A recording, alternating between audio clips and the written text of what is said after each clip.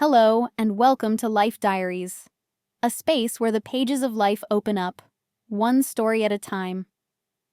These are tales written by experience, spoken from the heart. Take a moment for yourself, and let's begin.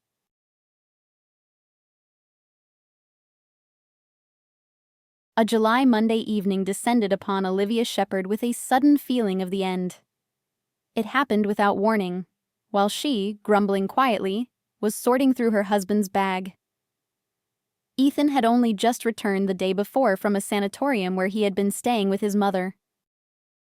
30 years old, and still like a simpleton, Olivia thought. I have to finish everything for him. I bet Eleanor Miller even slipped in her dirty clothes so she could travel light on the way home.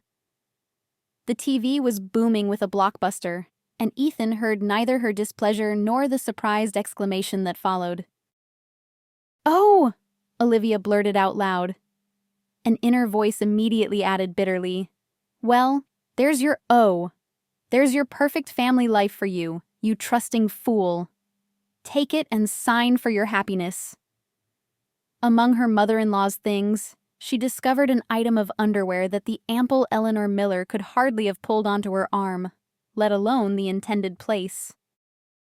This discovery was a revelation for Olivia, as if all the scattered pieces of the puzzle instantly fell into place. The beautiful picture of their family life, which had seemed unshakable, shattered, exposing the ugly truth. Ethan was cheating on her, hiding behind contrived excuses, basely betraying their 7-year marriage. He had disregarded their feelings, the years they had spent, seemingly, soul to soul.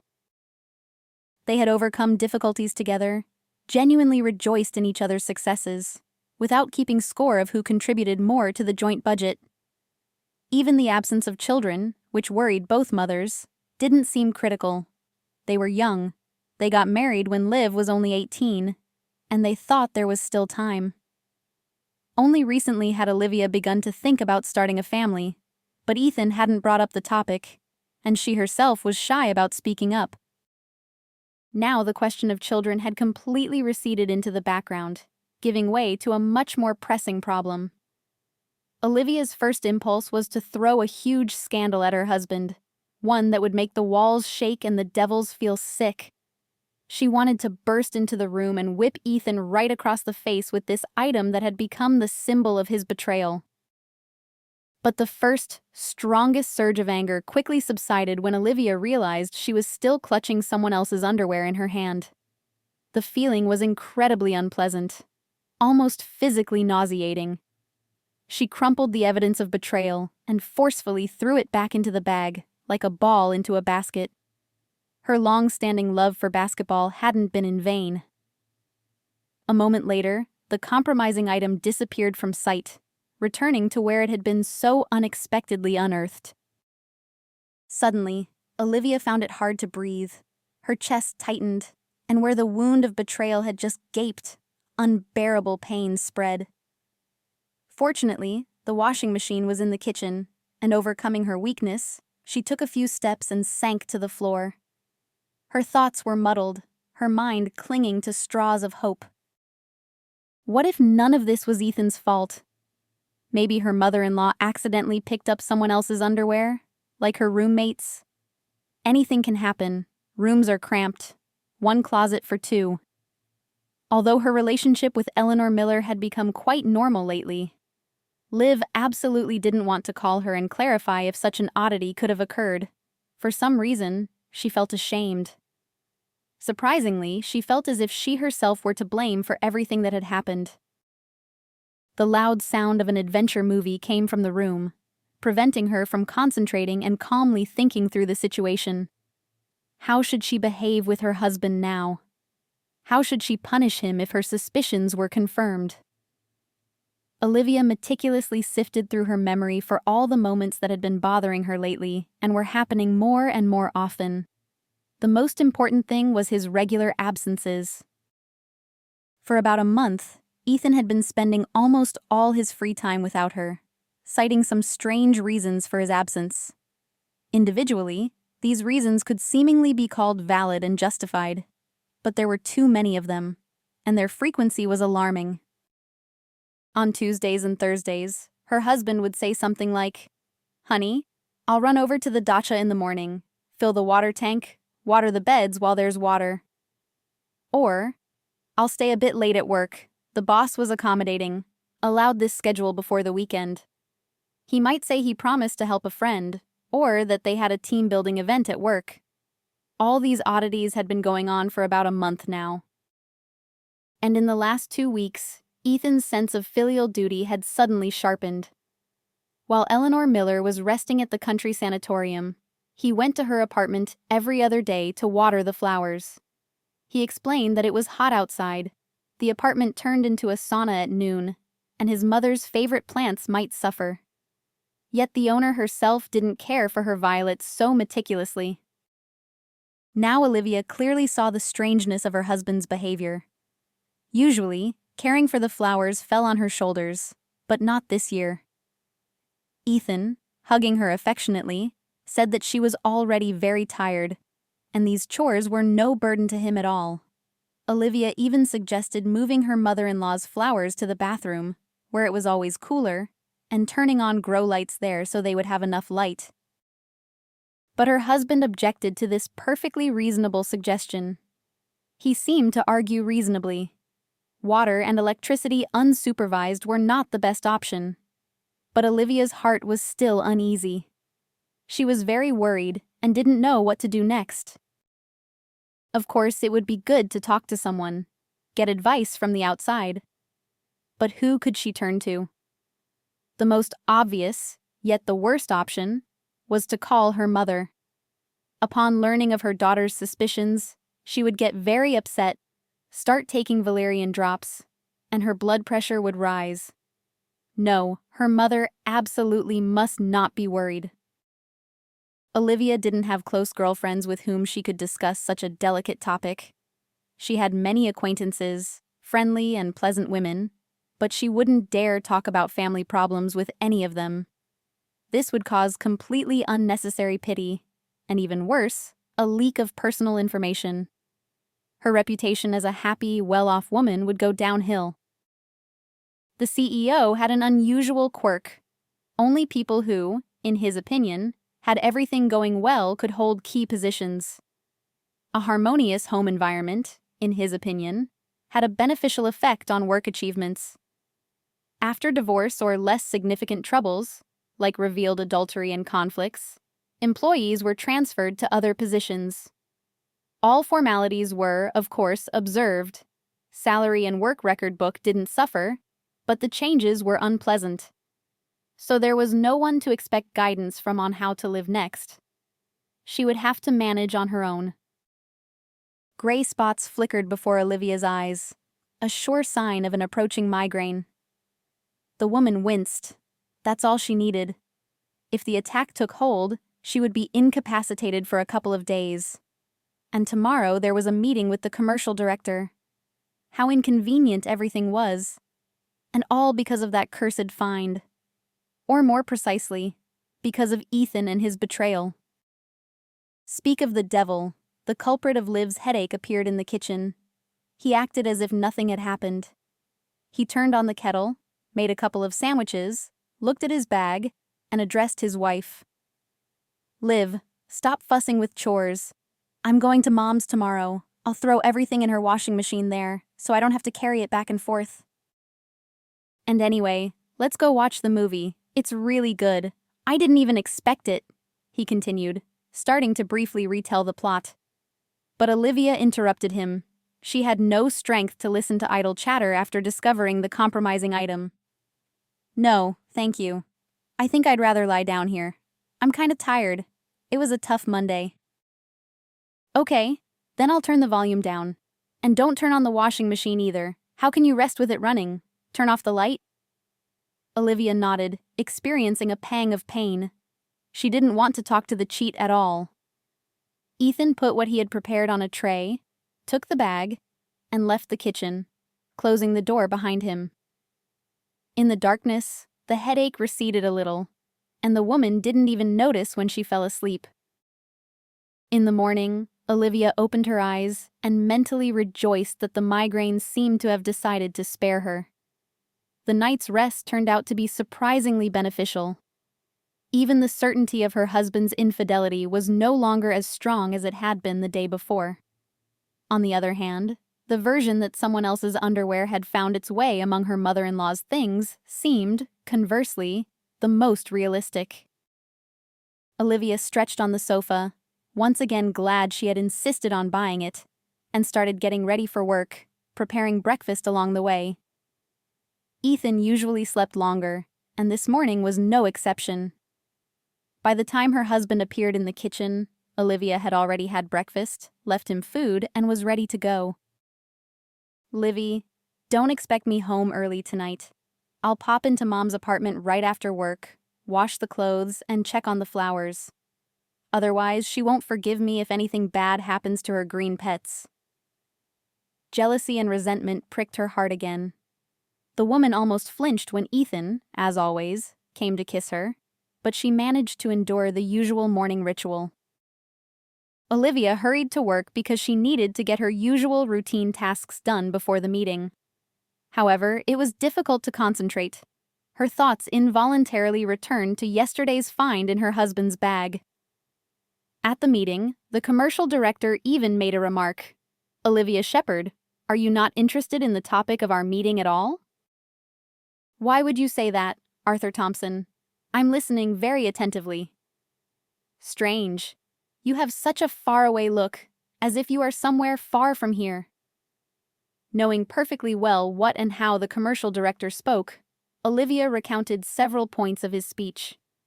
Quite satisfied with the result, Arthur Thompson interrupted her and continued his presentation. While the man was speaking at length, essentially pouring from an empty vessel into a void, Olivia decided to follow her husband.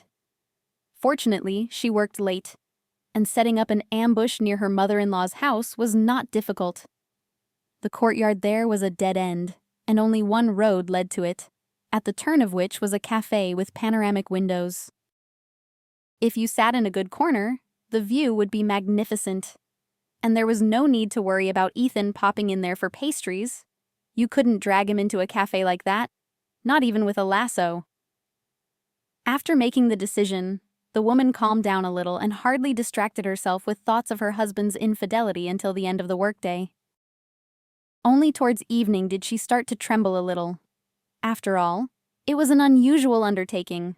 You don't engage in secret surveillance every day. To be precise, this would be her debut in this field. At the cafe, Olivia ordered berry juice and a pastry that the salesperson actively promoted. Only now did the woman, suspecting her husband of infidelity, realize that, preoccupied with her worries, she had forgotten to have lunch. The strawberry filling in the pastry was unusually delicious, and the wait turned out to be not so agonizing. Noticing her husband's car drive past the cafe, Olivia continued to carry out her task. Following her husband turned out to be not difficult. He parked the car in the asphalt lot, took a sports bag from the back seat, and, without looking around, entered his mother-in-law's building. A few minutes later, the light in the kitchen windows of her apartment came on. Olivia froze in anticipation. If Ethan had a date scheduled, then the mistress should appear soon. On a fine summer evening, there were many people outside, as walking through the quiet courtyard was a shortcut. Her heart skipped a beat every time attractive women passed by the entrance. However, they all walked past. Only a few guys with beer entered the building. Under the cover of passers-by and overgrown bushes, Olivia watched as the light went out, and soon her husband came out of the building alone, with a clearly empty bag. It seemed he was just waiting for the washing machine to finish its cycle. Apparently, no one had come to see him, and Olivia couldn't believe that a mistress would live in the same building of a modest Khrushchev-era apartment block. This version was too unlikely, perhaps only for some third-rate melodramatic series.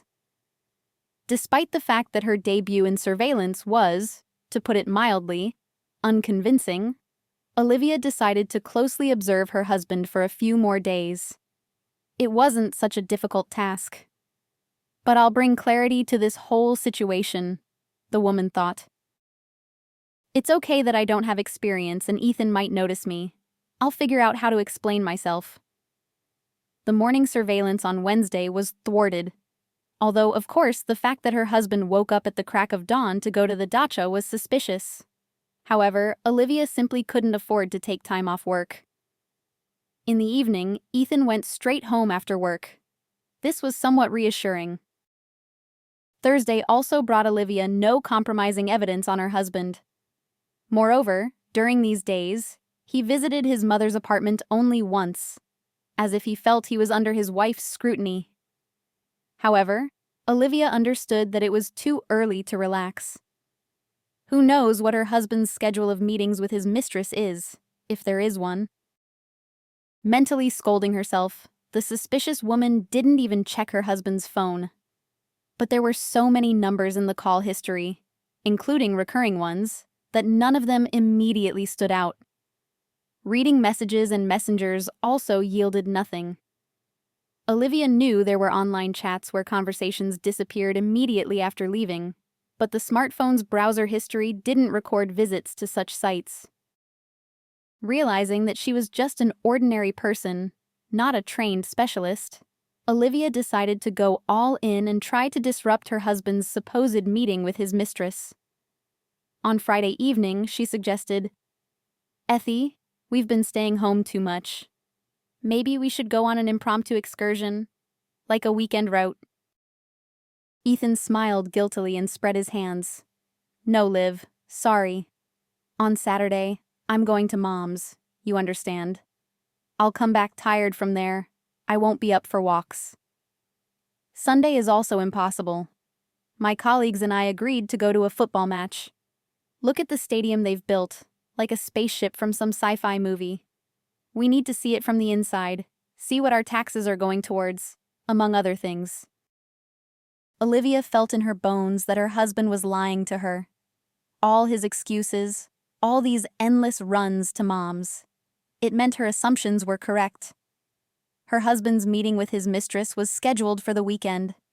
The woman decided to go all in. "Listen, that's just wonderful. I'll go to Eleanor Miller's with you. It feels a bit awkward otherwise. She's returning from the sanatorium in a week, if I'm not mistaken, and I haven't visited her once. After the sanatorium, we can drive around the area, and that will be our spontaneous getaway," Olivia insisted. Ethan tried to dissuade his wife. "Liv, you weren't feeling very well at the beginning of the week. I think you need to rest." "Liv, don't argue," she said firmly. "Eth, it's even indecent not to visit your mother-in-law even once. Besides, I just need a change of scenery." Olivia hoped she would be able to see her mother-in-law's roommate. She was very persistent and managed to get included in the trip to his mother's. Eleanor Miller was happy to see both her son and daughter-in-law. They had a wonderful time, walking along the well-maintained paths laid out among majestic trees. Even the summer heat in the dappled shade seemed less exhausting. Frisky reddish squirrels, tamed by visitors and staff, amusingly scampered along branches and descended to people for treats. Taking seeds and nuts for the walk, Eleanor Miller offered the stash to Ethan and Olivia. "Try feeding these little animals yourselves. They are so funny. They use their paws just like hands." The squirrels fearlessly descended to the outstretched palms with treats, delicately took the treats, and ate neatly, looking with their smart little eyes. By one of the paths, Eleanor Miller introduced a woman she met to her daughter-in-law. "This is Annie, my roommate." The lady of almost immeasurable dimensions smiled kindly. Olivia almost burst into tears. The hope that the item of women's clothing found in her husband's bag belonged to her mother-in-law's roommate was shattered. This item clearly could not have belonged to this woman. Trying not to show her disappointment and anger, Olivia continued the walk. But there was no trace left of her former serenity. Saying goodbye to Eleanor Miller, the couple left the sanatorium grounds, and Ethan, completely unaware of his wife's changed mood, suggested, Well, shall we go explore the surroundings, as we planned? Oh, Eth, I think I've had enough walking. Let's just go home. I'm kind of worn out too. Ethan added, and tomorrow I'm going to football. I don't feel old yet, but I already have to conserve energy. Annoyed, Olivia couldn't resist saying sarcastically, well, yes, you're an old man, and I seem to be getting decrepit too. Ethan ignored his wife's displeased tone. He wasn't even bothered by the fact that Olivia didn't talk to him on the way home, attributing it all to her tiredness. Olivia decided that continuing to follow her husband was crucial. Indeed, if he had a mistress, and he was supposedly going to football, which he had never been a fan of, then he was clearly going on a date. In the morning, Ethan woke up very early, even before his wife, and the aroma of freshly brewed coffee woke her up. When she entered the kitchen, the man had almost finished breakfast. All right, honey, I'm off. Olivia remarked sarcastically, isn't it a bit early? As far as I remember, the football match starts in the evening. The man tried to speak convincingly and calmly. Well, first we'll gather, chat, and then we'll head to the stadium. The woman stopped being sarcastic so her husband wouldn't get suspicious and asked, are you walking or driving? Driving. I'm not planning to drink, and I don't want to deal with taxis or public transport. It's calmer that way. I'm my own boss. Okay, I understand. Then I'll get to the beauty salon on my own. It's fine. Have a good time. Olivia tried to speak as calmly as possible. As it seemed to her, her husband didn't even suspect that she didn't trust him and was planning to follow him. The parking lot was a 5-minute walk from the house, and as soon as the door closed behind Ethan, Olivia called a taxi and quickly got dressed. The driver wasn't surprised by the passenger's request. It was clear that this wasn't his first time participating in surveillance. But if you'll allow me, I'll give you a piece of advice. Some secrets are better left unknown. The man confidently drove the car, staying slightly behind the one being followed. I had a case with my first wife. She was always running off somewhere saying, I'm going to the store. One excuse after another. It didn't occur to me right away. Naturally, I got nervous. It's unpleasant to be a cuckold. The driver, repeating Ethan's maneuver, turned into the parking lot near the supermarket and, choosing the most advantageous spot for observation, turned off the engine and continued his story. So, my wife tells me she's going to the store again, and I think she's running off to a children's home for the mentally disabled. Her child lived there. She put him there because it was difficult for her, and only someone who has faced such a misfortune themselves can condemn her for that act. Well, back then I was like, in a white coat, playing the part of a suffering saint. I almost went crazy. How could this be? They kept something like this a secret from me. Both Lucy and her mother stayed silent.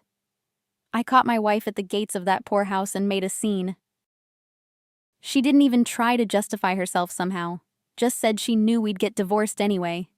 And whether it was because of the truth or a lie, what difference did it make?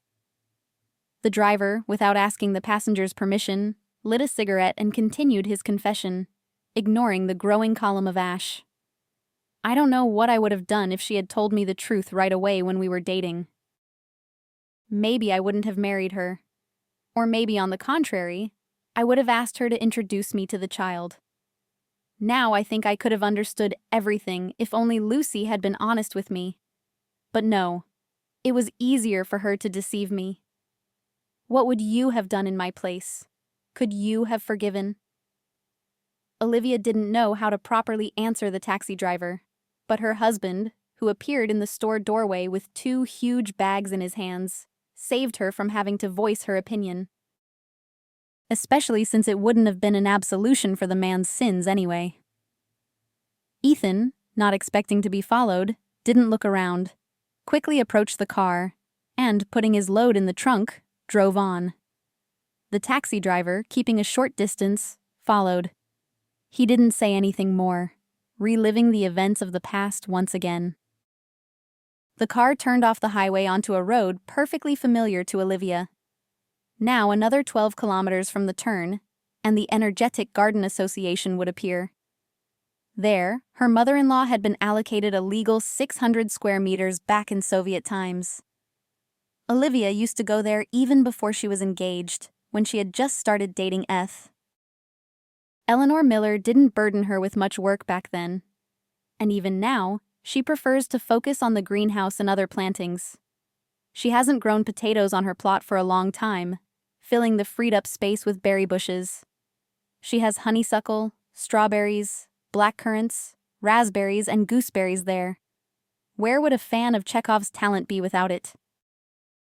The newfound dacha enthusiast, turning on the blinkers, turned the family car towards the dacha area. Continuing the surveillance by taxi further on was too noticeable. Olivia asked the taxi driver to stop and, paying, hurried towards her mother-in-law's plot. Good luck, the driver wished her. Remember, everything always happens for the best. Olivia hurried to her mother-in-law's plot and saw Ethan driving the car through the gate. She quickly headed towards the overgrown lilac bush at the abandoned dacha diagonally opposite. From there, she could see what was happening. Fortunately, her mother-in-law hadn't yet replaced the street-side fence from a low picket fence to metal sheeting, and everything was almost in plain sight. Olivia almost screamed with rage when a woman in a crop top and shorts flitted out onto the porch of the small dacha house. The stranger's physique indicated that she could well have been the owner of the ill-fated find discovered in Ethan's bag. Smiling, the mistress took one of the bags from Ethan. It was obvious they knew each other, but the phrases they exchanged were indistinguishable. The deceived woman left her hiding place and headed towards the dacha to make a loud scene for her traitor husband and his paramour, for the amusement of the neighbors. But she froze in place. Liv's father appeared on the porch. It was then, a year ago, that he basely announced to her mother that he had met and fallen in love with someone else. He said that their daughter was already grown up, and nothing held them together anymore, so he was leaving home, taking the family savings as compensation for half of the apartment bought during the marriage. Olivia had tried to influence her father then, begging him not to act rashly, imploring him to think about the severe blow he was inflicting on the wife he had lived with for so many years. She threatened to cease all communication with him if he destroyed the family. Useless. Peter Davies left his wife and tried to continue communicating with his daughter, congratulating her on holidays. But Olivia blocked his number. Then other numbers from which he called met the same fate. Soon her father stopped trying to make contact. Meeting her father's colleague, Olivia learned that Peter Davies had quit his job and moved away from the city somewhere. Veronica Jones would probably have gone mad if not for the support of her daughter, who practically moved in with her for several months and made sure she didn't do anything to herself.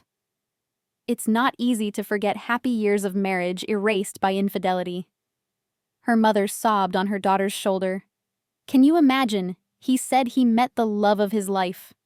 And who was I to him then? Just a passerby? An incubator for his only daughter?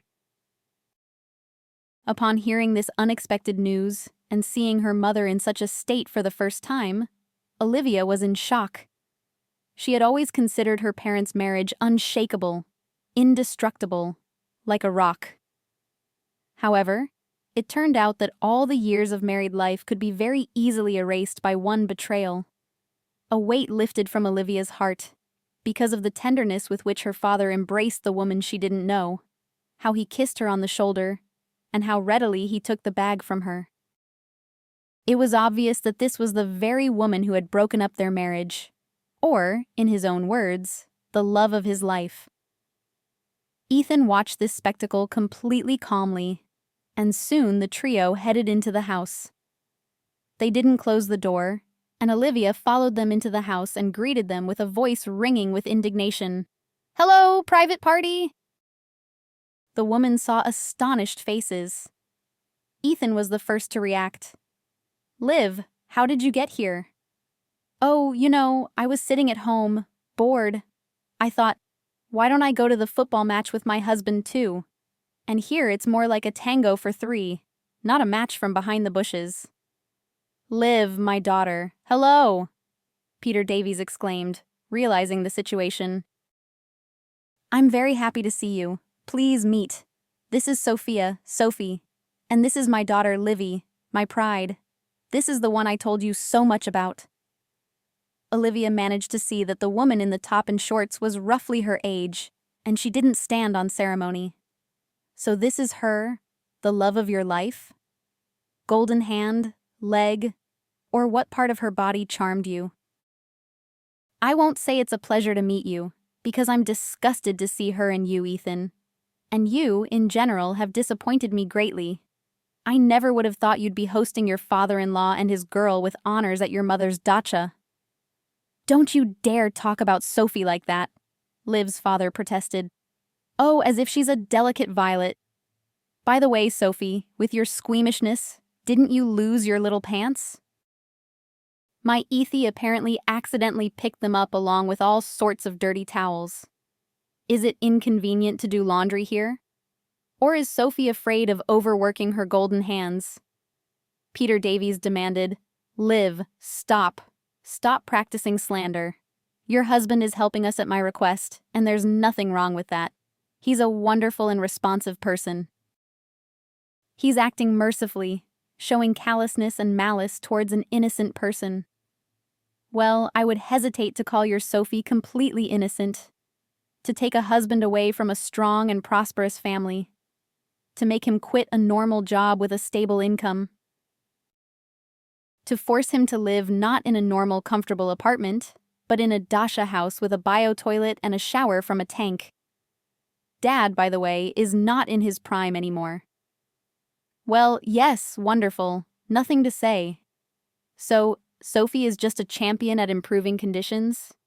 Maybe we should give her a medal for her contribution to a happy approach to the grave. Peter Davies's mistress was uncomfortable, but she remained silent. Liv's father also didn't interfere in his daughter's angry dialogue, as she shifted the focus of her anger onto her husband. It became clear to her that his dacha had become a haven for the lovers. Ethan lowered his eyes, and no further verbal answer was needed for Liv. It became obvious to her that her husband hadn't cheated on her with another woman, but he hadn't acted much better. With Eleanor Miller's permission, either out of a sense of male solidarity or for some other reason, he was indulging his father-in-law and his paramour. You sneaky ones, Olivia gasped. How long have you been hiding this dacha haven for lovers from me? A month? More?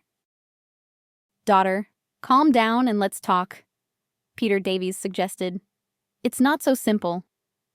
Yes, I bought all sorts of goodies, Ethan announced. Indeed, let's discuss everything at the table. Olivia didn't fail to speak out once more about the destroyer of her parents' family whom she hated. I won't sit at the same table with this Sophie with the golden leg. The young homewrecker, shrugging, announced, Pete, I'll go take care of the plantings and pick some berries. Call me if you need help. Ethan gently touched his wife's arm and pleaded, Don't be angry, Livy. I couldn't have done otherwise. After all, Peter Davies isn't a stranger. And anyway, he's done a lot of good things for us. Olivia pulled her hand away and without hesitation began to speak her mind. Yes, he did a lot of good things. I barely saved Mom after his betrayal. I was afraid she'd think of something bad, leave me an orphan. And all because of this Sophie. Turns out, he found himself a rotten one. Peter Davies, taking food out of the bags his son-in-law brought, set the table and remained silent. The man knew perfectly well that his daughter had a quick temper, but was easily appeased. He just needed to let her vent. Sighing, Olivia sank into her favorite armchair in her mother-in-law's dacha house and turned to her father. Well, tell me, newlywed, how did you end up living in the countryside? It used to be almost impossible to even get you to visit a dacha. And here, I understand, you've been living for a month. And for some reason, Ethan brings food and all that. Peter Davies smiled slightly. You really are smart. You figured it all out right away. Sophie and I actually have to hide. We got into a very unpleasant, scary situation.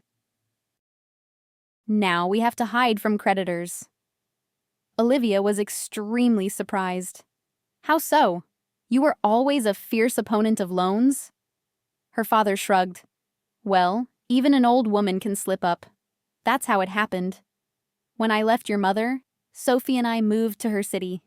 We bounced around, rented apartments there. I did odd jobs. We saved money to buy a small house within the city limits and start our own business. We even rented a suitable place that was very popular with the target audience. People started coming to us. But while we were in a virtually suspended state, of course, there could be no talk of modest advertising or a loud PR campaign. Sophie and I decided to make everything official, buy this house with the plot, and seriously develop everything on a proper scale, not just haphazardly. I had little money left. It somehow disappeared unnoticed. Sophie suggested borrowing from her acquaintances. Then everything happened like in a bad crime movie. We were robbed on the way to the deal. They cut off the car that Sophie was driving on behalf of her friend. They dented the fender a bit, but it was good that at least they didn't injure us. Ah, Livy, if you had seen how Sophie defended me, you would never, ever call her bad names. She threw herself at the bandits like a tigress. She threatened and even shouted that if they touched me even with a finger, they wouldn't get anything at all, for anything. It was so brave, so sincere, but so reckless. I was truly scared for Sophie then, and I think I loved her even more. I understand that because of your mother, it might be unpleasant for you to hear this, but I don't want to lie to you. In short, they put psychological pressure on us and named a debt amount that was completely unreasonable. So we had to, as they say, flee the city. There weren't many options where we could hide. We just need to lie low until Sophie's friend, who has connections in high places, returns from her trip to India. She went there for enlightenment. One of the main conditions the guru set for her was a complete break from familiar reality, an absolute refusal of all forms of connection with the past. So I had to turn to Eth as my dearest person. I felt very awkward. If it weren't for him, it's unknown whether I'd be alive right now or not. I am very glad that my son-in-law agreed to solve our problem with housing and providing us with everything we need. A big thank you, even a huge one, to Eleanor Miller as well. She understood our situation and allowed us to stay here. No one will even think of looking for us here, so we can relax.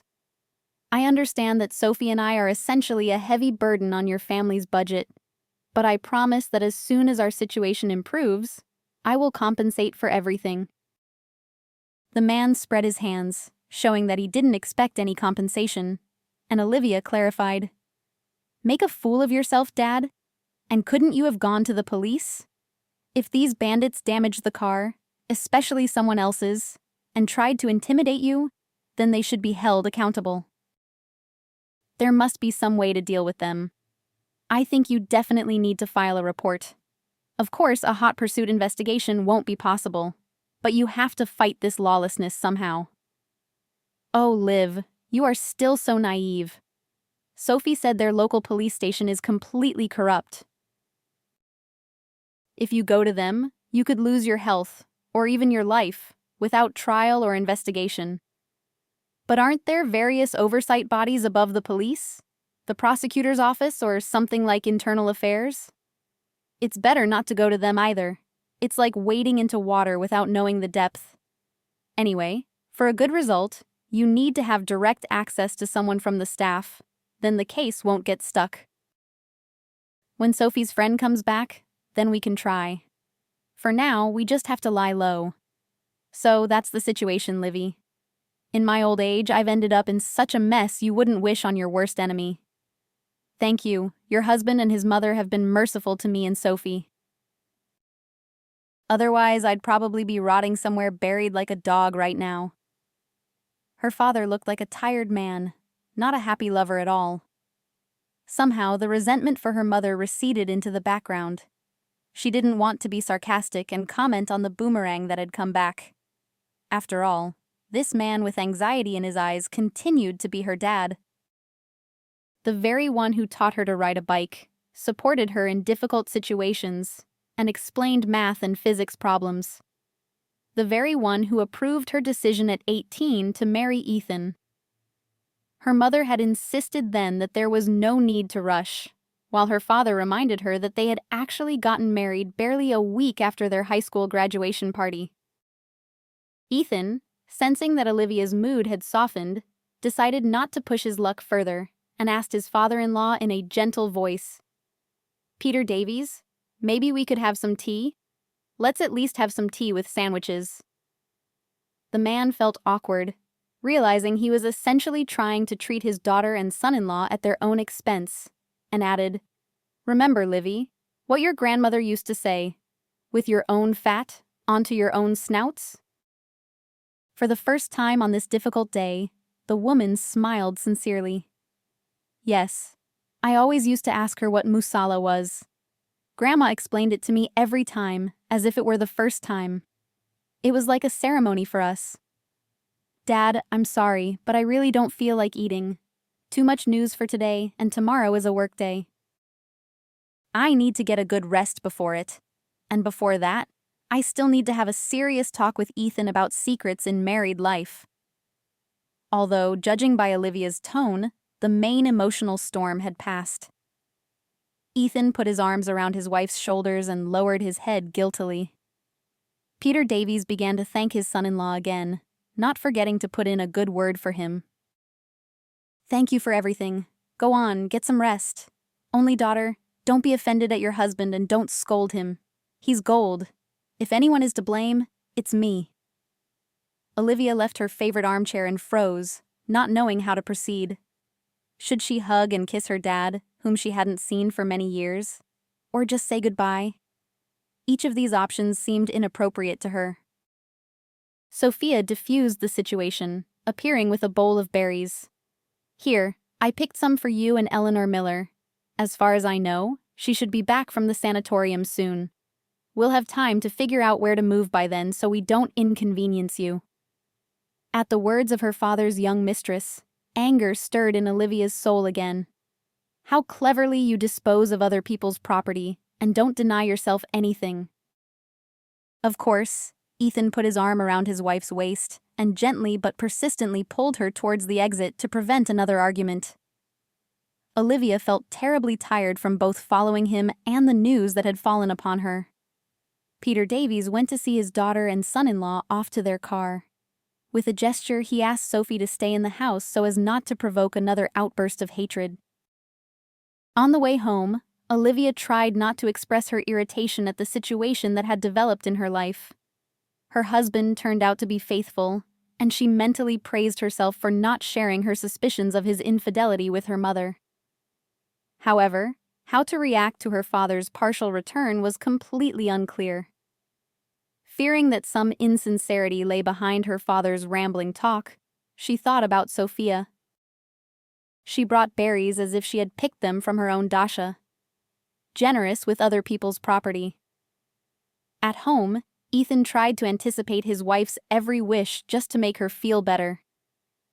After dinner, he finally decided to apologize.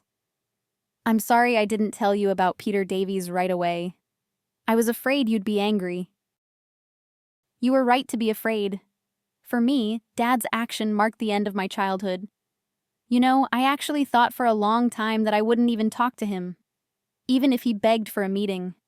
But then I ran into him, and I felt sorry for him.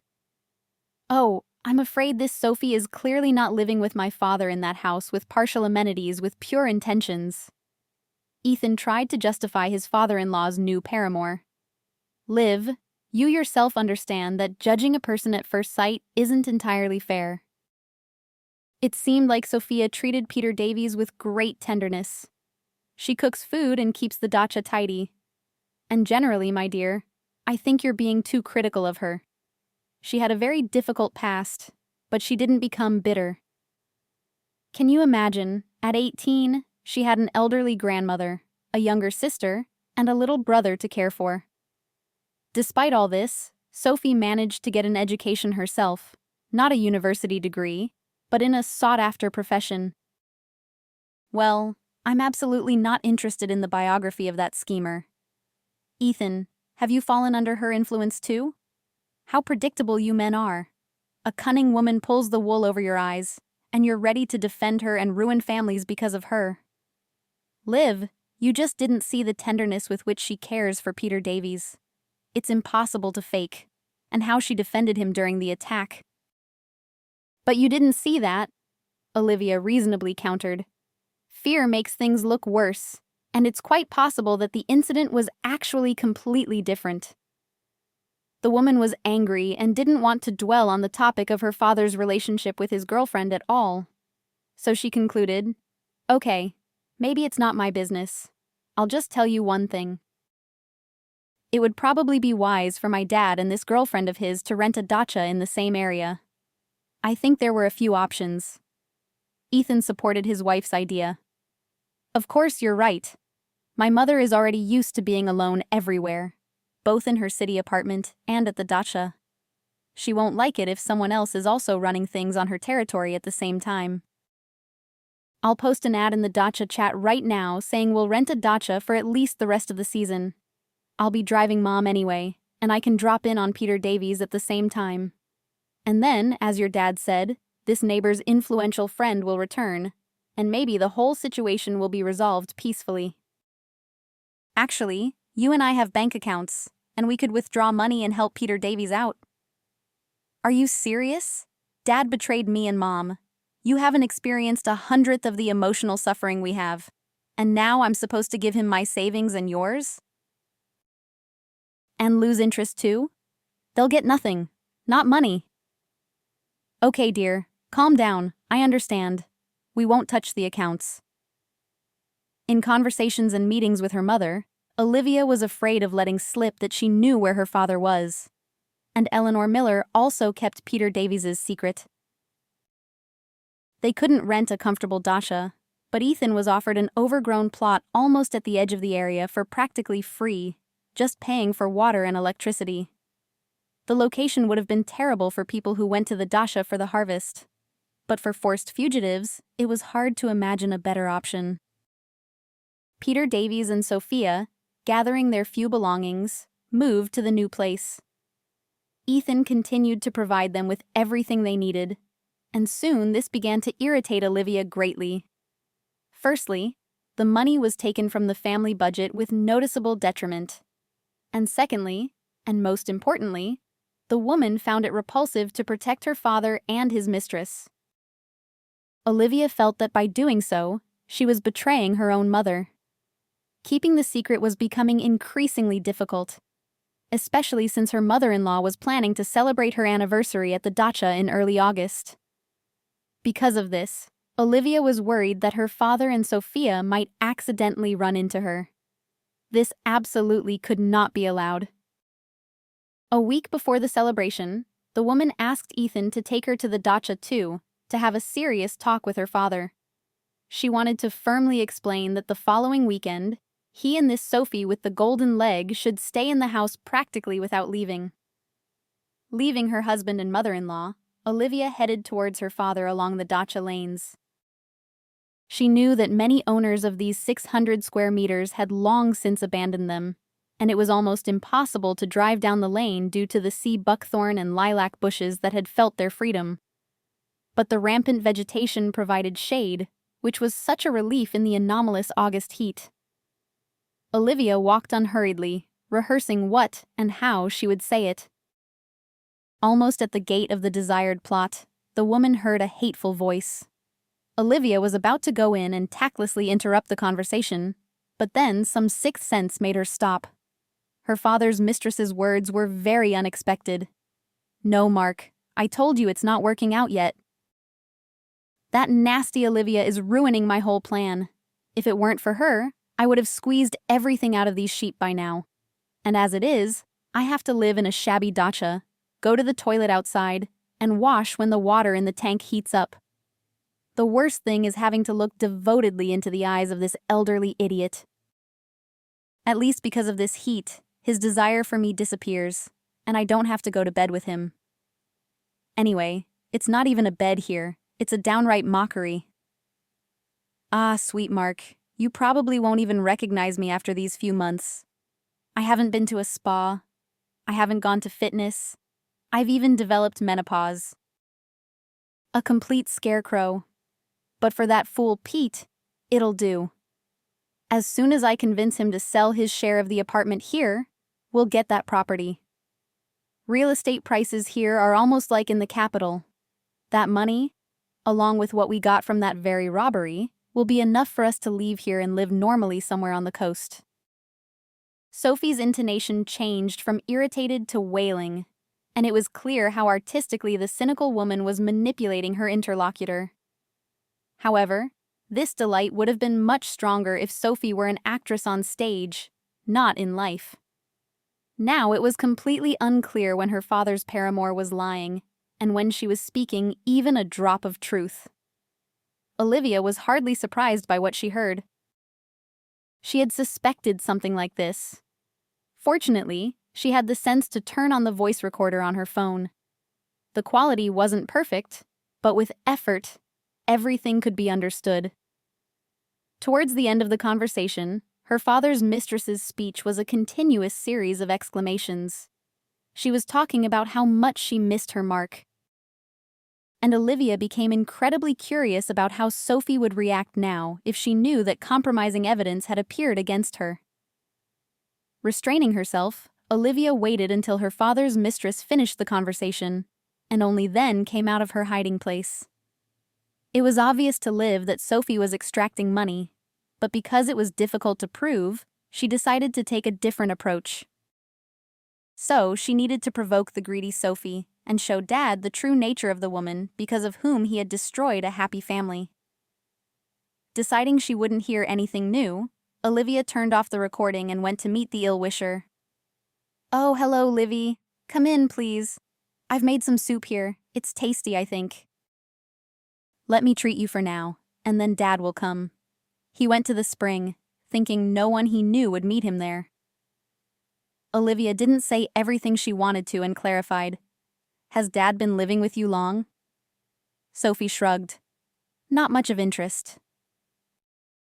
Meeting her father on the forest path, Olivia asked, "Listen to me and try to believe. Sophie is just using you to get money. The attack on you and her was staged, and here, at the Dashas, she is hiding with you from an imaginary danger. Here, listen to the recording I made." Peter Davies listened to Sophie's recorded speech, and his face changed. She felt sorry for him, but Olivia didn't stop the recording. It was better to swallow the bitter pill right away. "Yes, daughter, modern technology has come a long way. Admit it. You just somehow managed to put together Sophie's voice to make me quarrel with her." Olivia was disheartened.